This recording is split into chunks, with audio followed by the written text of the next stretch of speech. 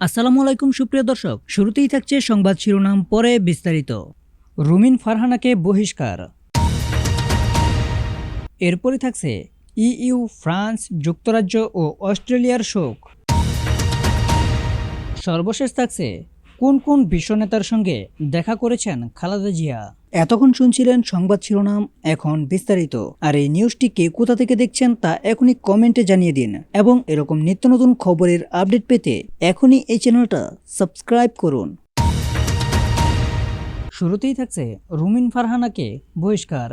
দলীয় সিদ্ধান্ত অমান্য করে সাংগঠনিক কর্মকাণ্ড পরিচালনার জন্য জাতীয় নির্বাহী কমিটির সহ আন্তর্জাতিক বিষয়ক সম্পাদক ব্যারিস্টার রুমিন ফারহানাকে বহিষ্কার করেছে বিএনপি। বিএনপির সিনিয়র যুগ্ম মহাসচিব অ্যাডভোকেট রুহুল কবির রিজভী স্বাক্ষরিত এক বিজ্ঞপ্তিতে এ তথ্য জানানো হয়।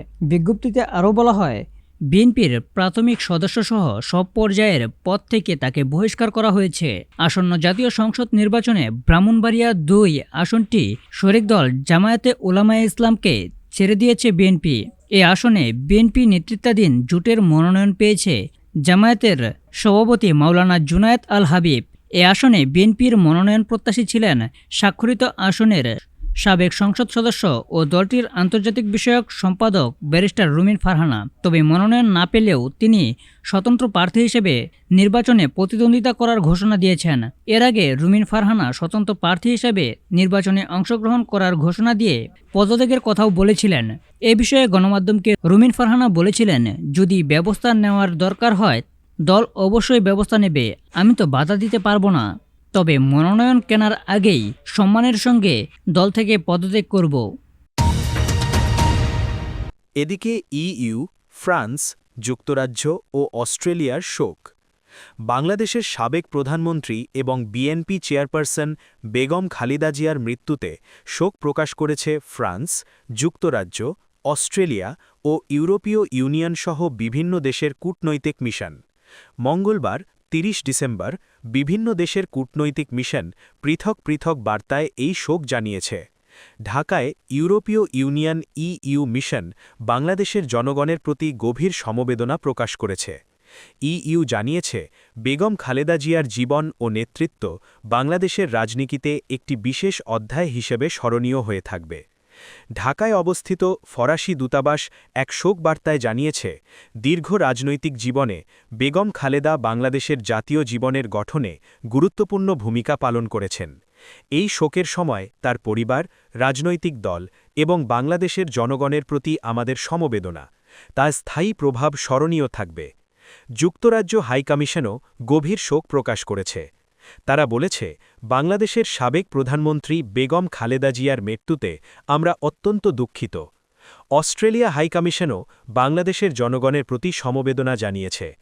এক বার্তায় তারা লিখেছে, সাবেক প্রধানমন্ত্রী, নেত্রী এবং বাংলাদেশ জাতীয়তাবাদী দলের চেয়ারপারসন বেগম খালেদা জিয়ার মৃত্যুতে আমাদের চিন্তা ও সমবেদনা বাংলাদেশের জনগণের সঙ্গে রয়েছে।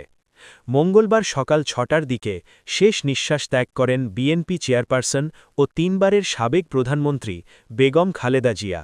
ইন্না লিল্লাহি ওয়া ইন্না ইলাইহি রাজিউন। মৃত্যুকালে তার বয়স হয়েছিল ৮০ বছর।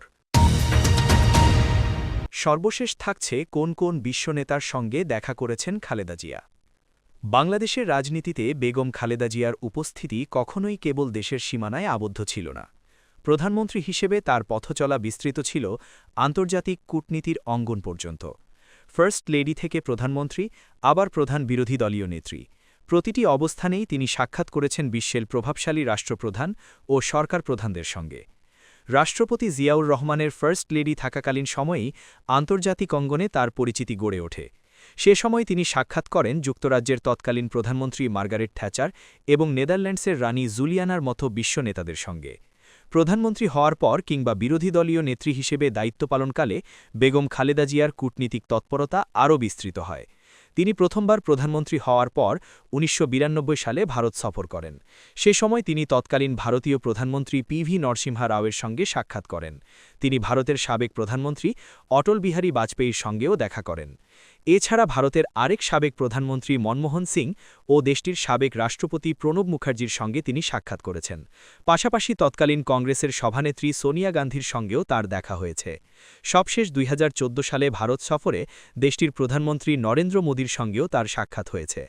পাকিস্তানের বিভিন্ন সরকার প্রধানের সঙ্গেও খালেদা জিয়ার বিভিন্ন সময় সাক্ষাৎ হয়েছে। দেশটির সাবেক প্রধানমন্ত্রী নওয়াজ শরীফ ও সাবেক প্রেসিডেন্ট পারভেজ মোশাররফ তাদের অন্যতম। চীনের রাষ্ট্রপ্রধানদের সঙ্গেও খালেদা জিয়ার সাক্ষাৎ হয়েছে। সাবেক চীনা প্রধানমন্ত্রী ওয়েন জিয়াবাও ও বর্তমান প্রধানমন্ত্রী শি জিনপিংয়ের সঙ্গেও তার কূটনৈতিক সাক্ষাৎকার হয়েছে। এছাড়া প্রধানমন্ত্রী থাকাকালীন 2006 সালে সৌদি আরব সফরে গিয়ে তিনি তৎকালীন বাদশাহ আবদুল্লাহ বিন আবদুল আজিজ আল সৌদের সঙ্গে সাক্ষাৎ করেন, যা দ্বিপক্ষীয় সম্পর্কের ক্ষেত্রে ছিল খুবই গুরুত্বপূর্ণ। হিলারি ক্লিন্টনের সঙ্গেও কয়েকবার সাক্ষাৎ হয়েছে বেগম খালেদা জিয়ার। 1995 সালে জাতিসংঘের 50তম প্রতিষ্ঠাবার্ষিকীতে নিউ ইয়র্ক যান খালেদা জিয়া। সে সময় তৎকালীন ফার্স্ট লেডি হিলারির সঙ্গে তার প্রথমবার সৌজন্য সাক্ষাৎ হয়। এরপর কয়েকবার তার সঙ্গে সৌজন্য সাক্ষাৎ করেছেন বেগম জিয়া।